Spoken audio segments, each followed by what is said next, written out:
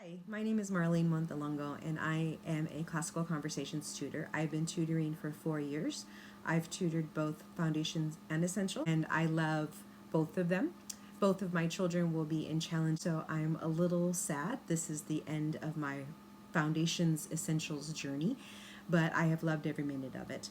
And I'm here to share with you my tutor binder that I have developed over the years for planning and for use in class.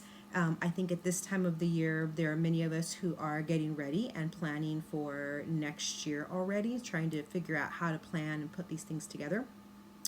There is no one size fits all for tutoring. We're all very unique and individual, and so what works for somebody may not work for somebody else. So I'm sharing this with the hopes that maybe part of it might help if you've struggled this year with sort of organization and planning for your foundations class. This is foundation specific. I wanted to share what I've developed that's just sort of over through trial and error through the past few years. I've kind of figured out something that worked for me this year, and I've really loved how it's helped me stay organized, especially because this year I've been tutoring foundations and essentials, and I had a Challenge A student.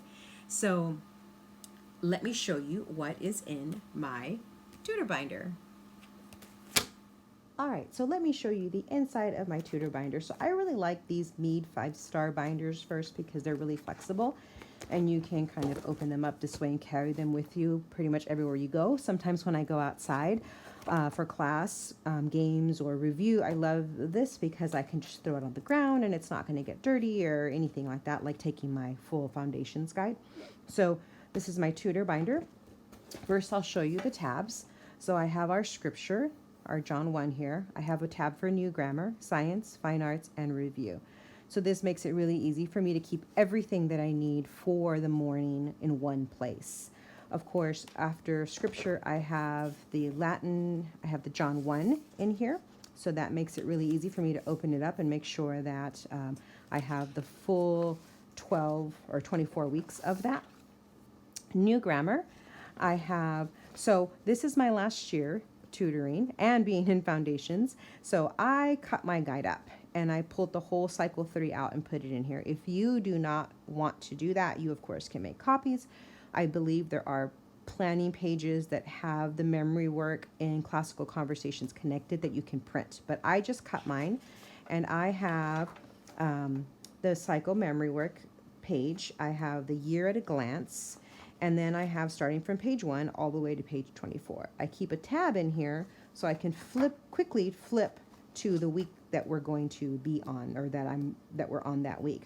I also have the full memory proofs, and I have my maps in here. So that makes it really easy for me to, when I plan, I flip here, I write in my book, I write in here exactly what I want to do, and I can look at my map to make sure that I know where the locations are. So super easy for me to plan what I want to do in class and to have it all together, especially if I forget, if we're reviewing and I forget something, I can go back and look at the song or hand motions or whatever I did. That is new grammar. For science, again, I pulled out just the whole science section for my book. Again, if you don't want to do that, you can print out copies, do whatever you want to get something from CC Connected. I have in here scripts that I have printed, and I keep a tab to go to the current week. So I'm on week 21. And I can see CC's foundation memory work or foundation guide directions that they have, but then I also really prefer Nicole Liam's science worksheet, so I keep those in here that I mostly talk from. And I have 6 weeks at a time I keep in here, so my binder's not huge, and then I pull them out at the end of every 6 weeks and replace the science that's coming up.